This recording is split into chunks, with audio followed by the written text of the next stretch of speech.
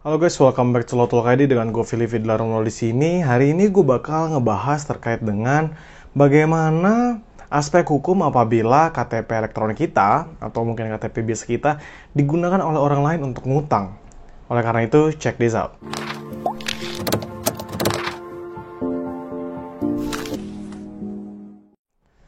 Nah, jadi bahan kali ini tuh gue ambil dari hukum online. Sebelum itu gue bakal jelasin terlebih dahulu terkait dengan kartu tanda penduduk. Kartu tanda penduduk elektronik atau KTPL adalah kartu tanda penduduk yang dilengkapi chip yang merupakan identitas resmi penduduk sebagai bukti diri yang diterbitkan oleh instansi pelaksana.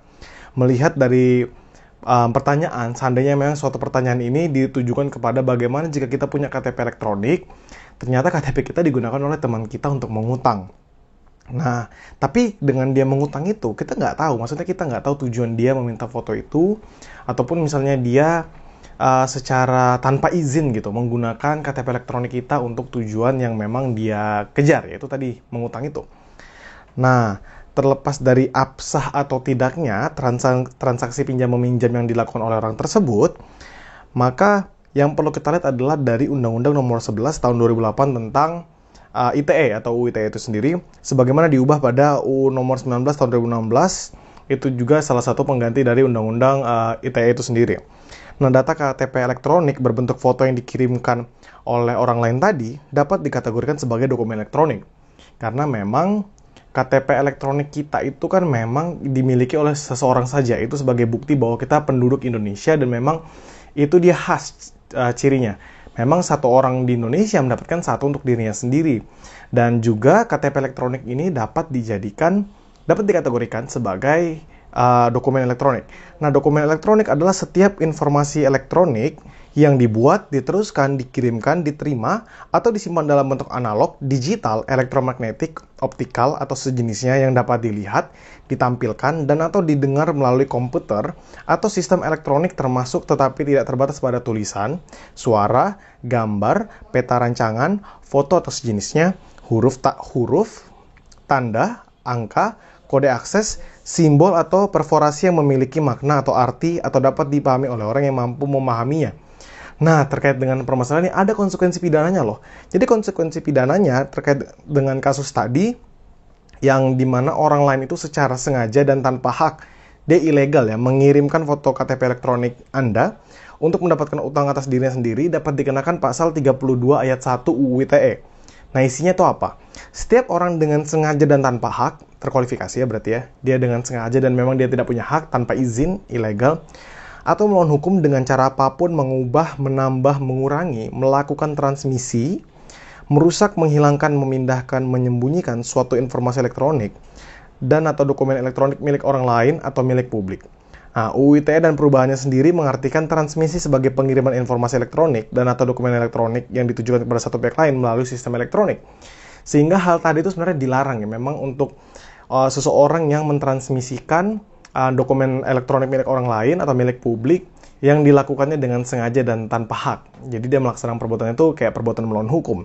Nah, UU ITE sendiri dari yang kata-kata transmisinya tadi, transmisi KTP elektronik yang ilegal memiliki konsekuensi hukum berupa pidana penjara paling lama 8 tahun dan atau denda paling banyak 2 miliar. Jadi ternyata menggunakan KTP elektronik milik orang lain yang digunakan untuk mengutang bisa kita bilang, atau keinginannya dia sendiri yang merugikan, atau memang tindakannya itu secara ilegal mendapatkan dokumen seperti itu, dia bisa dikenakan pidana.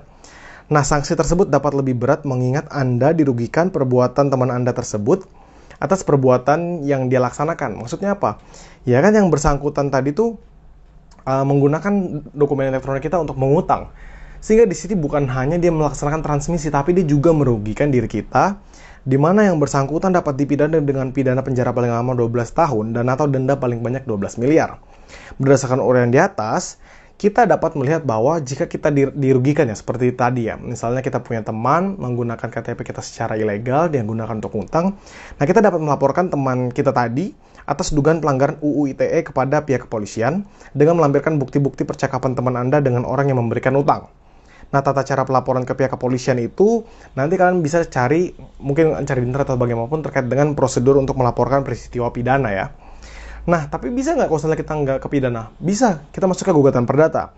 Nah, kalau setelah kita masuk dalam tuntutan perdata ini kan kita nggak bisa one prestasi ya, karena kan nggak ada perjanjian antara kita.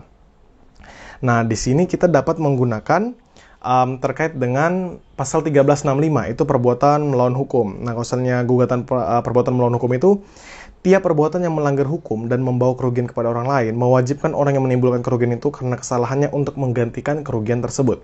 Jadi apabila nih, misalnya tadi kita digunakan KTP elektroniknya untuk mengutang, dan ternyata dia gagal bayar, terus kita malah yang dikejar untuk utang tersebut, terus kita merasa kita dirugikan, baik itu secara material maupun juga imaterial misalnya, kita bisa mengajukan hal tersebut dalam gugatan kita di keperdataan. Nah, dalam pemanfaatan teknologi informasi, perlindungan data pribadi merupakan salah satu bagian dari hak pribadi. Hak pribadi mengandung pengertian sebagai berikut. Hak pribadi merupakan hak untuk menikmati kehidupan pribadi dan bebas dari segala macam gangguan. Hak pribadi merupakan hak untuk dapat berkomunikasi dengan orang lain tanpa tindakan memata-matai. Hak pribadi merupakan hak untuk mengawasi akses informasi tentang kehidupan pribadi dan data seseorang. Nah, setiap orang yang dilanggar hak pribadinya dapat mengajukan gugatan atas kerugian yang ditimbulkan berdasarkan UU ITE dan perubahannya. Nah, gugatan tadi itu yang tadi gue sebutkan melalui perbuatan melawan hukum, pasal 1365 Kitab Undang-Undang Hukum Perdata.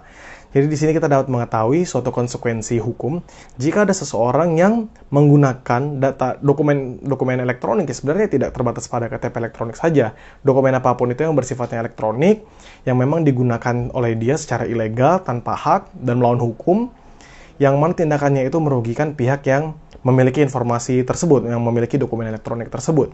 Nah, di sini kita lihat baik itu konsekuensi pidana maupun perdata yang dapat dikenakan, dan mungkin dari penjelasan gue ini kan juga bisa mendapatkan insight terbaru, oh seperti itu tuh ternyata. Sehingga nanti ke depannya kita tidak akan mungkin ya bisa meminimalisasi kejadian-kejadian seperti ini. Oleh karena itu, kalau kalian punya pertanyaan, silahkan komen di bawah dan juga sampaikan kritik maupun saran. Salam demokrasi.